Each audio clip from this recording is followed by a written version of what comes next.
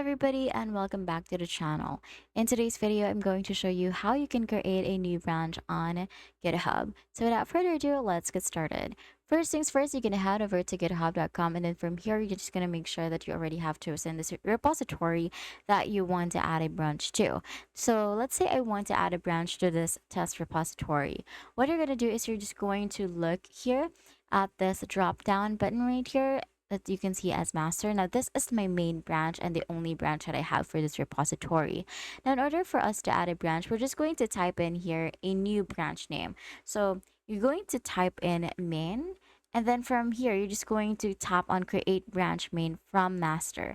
So just click on that and a new branch will be created. So as you can see here, we will now have two branches indicated right here, and then once you click on this drop down menu, you will have two branches available to choose from. And that's it. That is how you can create branches, either one or more branches on GitHub.